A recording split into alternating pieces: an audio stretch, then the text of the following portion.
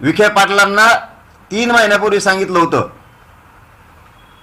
जालन्याला 6 व्हॅलिटी दाखल केलेल्या आहेत, ते गावडे का गावंडे कुणीतरी त्यांच्याकडं का दिल्या नाहीत आत्तापर्यंत. त्या पोरांनी इंजिनिअरिंगला ॲडमिशन घेतलेलं आहे. मला सातारा संस्थान, कोल्हापूर संस्थान, औंध आणि पुणे बॉम्बे गव्हर्नमेंट गॅझेटियरचा JRच पाहिजे. एक सुद्धा मी गॅझेटियर मागं ठेवणार नाही. सर सकट सगळ्या केसेस मागं घेऊ म्हणलेत, केसेस मागं पाहिजेत.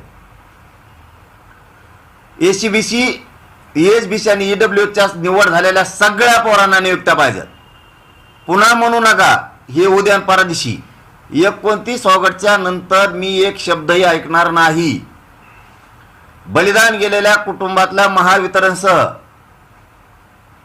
MIDC आणि ST महामंडळ याच्यातल्या नोकऱ्या आणि राहिलेला निधी ताबडतोब द्या. अण्णासाहेब पाटील विकास महामंडळातला एकही परतावा 29 ऑगस्टपर्यंत थांबला नाही पाहिजे. 28 ऑगस्टपर्यंत एक पण, सगळे परतावे द्यायचे. 28 ऑगस्टच्या आत सारथीच्या जेवढ्या योजना बंद पडल्या त्या सगळ्या सुरू करायच्या. सारथीला जेवढा निधी कमी पडतोय तो सगळा द्यायचा. पंजाबराव देशमुखांच्या शिष्यवृत्ती योजनेच्या अंतर्गत ज्या ज्या पोरांच्या शिष्यवृत्त्या थांबल्यात त्या सगळ्या द्यायच्या. 28 ऑगस्टच्या आत. परत पुन्हा मी ऐकून घेणार नाही.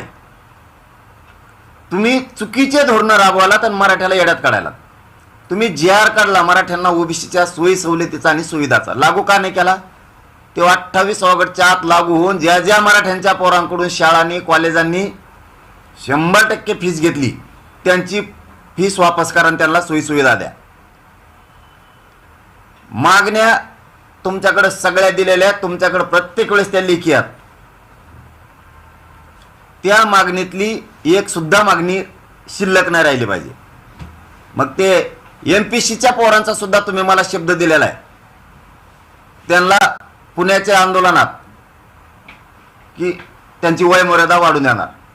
त्या सगळ्या जाती धर्माच्या गोरगरिबांच्या लेकराचा वाटोळा करता कामा नाही तुम्ही.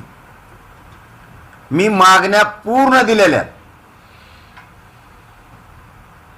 जेवढ्या व्हॅलिट्या थांबवल्यात त्या पुऱ्या द्यायच्यात. आता हैदराबाद गॅझेटियरनुसार जे अर्ज आले त्यानुसार प्रमाणपत्र द्यायचे. आणि विशेष 28 ऑगस्टच्या आत हे 4 प्रमाणपत्र जे रद्द केले तर तुम्ही ते मला रद्द केलेले वैध पाहिजेत. कारण त्यांच्या व्हॅलिट्या झालेल्या तरी तुम्ही रद्द राजकीय दबावपोटी केलेलं आहे.